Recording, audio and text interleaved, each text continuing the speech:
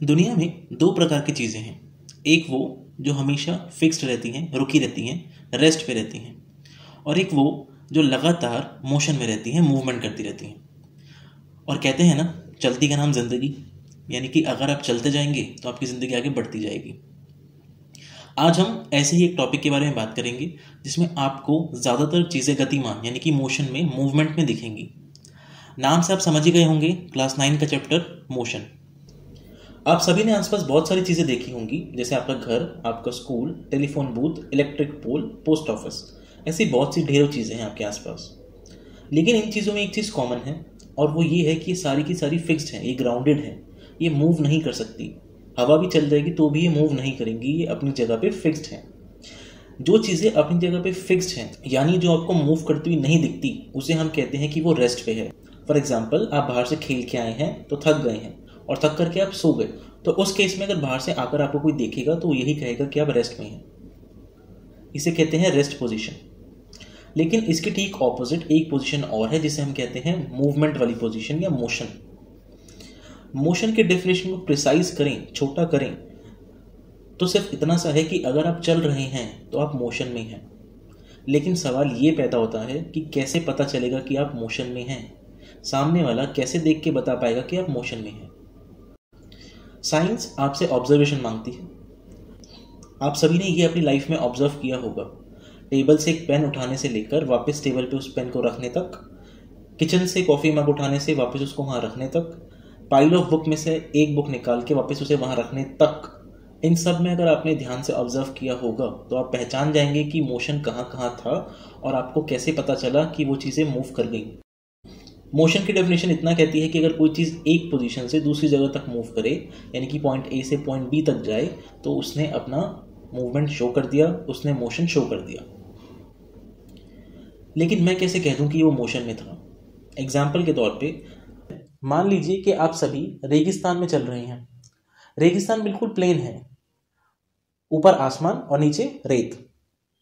तो चलते चलते आप कुछ मील दूर पहुंचे, लेकिन आपने पीछे मुड़ के देखा तो आपको लगा कि मैं अभी भी वहीं हूं जहां मैं पहले था।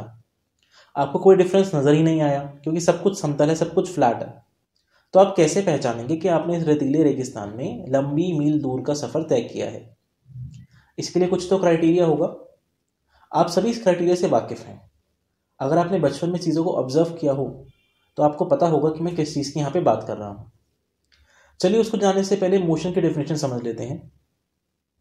अगर हम टर्म मोशन को समझे तो हम ये जान पाएंगे कि मोशन का मतलब होता है मूवमेंट करना। कैसी मूवमेंट करना? एक जगह से दूसरी जगह पे मूव करना। ये एक बहुत ही प्रिसाइज डेफिनेशन है, लेकिन आपकी बुक के अकॉर्डिंग, यानी कि साइंटिफिक डेफिनेशन की अगर हम बात करें तो वो हमें ये कहती है कि मोशन का मतलब होता है एक जगह से दूसरी जगह मूव करना विद रिस्पेक्ट टू टाइम। इसका मतलब क्या हुआ? इसका मतलब ये हुआ, अगर आपका ऑब्जेक्ट बदलते टाइम के साथ साथ, यानी कि टाइम के साथ साथ अपनी पोजीशन चेंज करे, तो उसे हम कहते हैं कि वो मोशन में है। इसका सबसे अच्छा एग्जाम्पल है, एग्जाम्पल के लिए, अगर आप अभी पॉइंट ए पे खड़े हैं और देन आप 10 सेकंड बाद मूव करके पॉइंट बी तक पहुंचते हैं, और फिर आप बी से सी तक जाते हैं जिसमें आपको टोटल 15 सेकंड लगते हैं। तो पॉइंट ए से बी तक 10 सेकंड और बी से सी तक 15 सेकंड। अब यहाँ दोनों चीज़ ज़रा ध्यान से देखिएगा, ए से बी और बी से सी आपकी पोजीशन चेंज हुई, और पोजीशन के साथ साथ हमने क्या देखा कि ए से बी तक जाने में 10 सेकंड लगे और बी से सी तक जाने में 15 सेकंड लगे।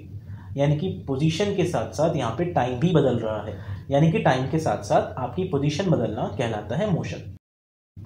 अब कोई भी मूव करती हुई चीज़ मोशन में है या कहीं अपनी पोजीशन बदल रही है, इसका हमें कैसे पता चलेगा? उसका सीधा सा आंसर है रेफरेंस पॉइंट।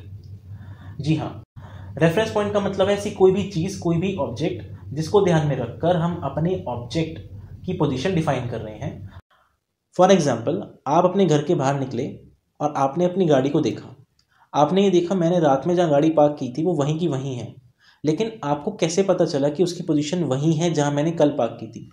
अगर आप ध्यान से देखें तो जब आप रात में पार्किंग कर रहे थे, तब आपने पार्किंग करते हुए, यानी कि आपके दिमाग ने पार्किंग करते हुए आसपास कुछ रेफरेंस पॉइंट बना लिए थे।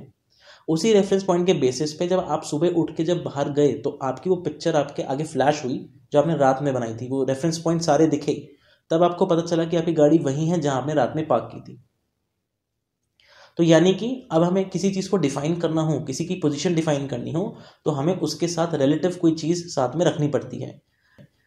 साइंटिस्ट ने मोशन को रेफरेंस पॉइंट के थ्रू एक्सप्लेन करने की कोशिश की है।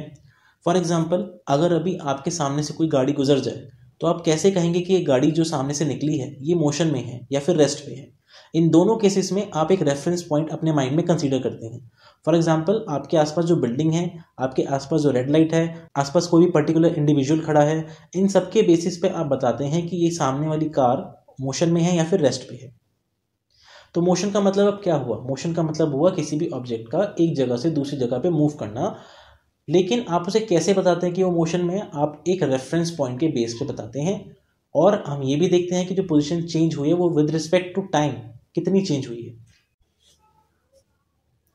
आई होप आपको ये वीडियो अच्छी लगी होगी और आपका ये कॉन्सेप्ट क्लियर हुआ होगा। क्लियर हुआ हो और आपको समझ में आया हो तो हमें कमेंट सेक्शन में ज़रूर बताइए और चैनल को सब्सक्राइब किए बिना नहीं जाइएगा।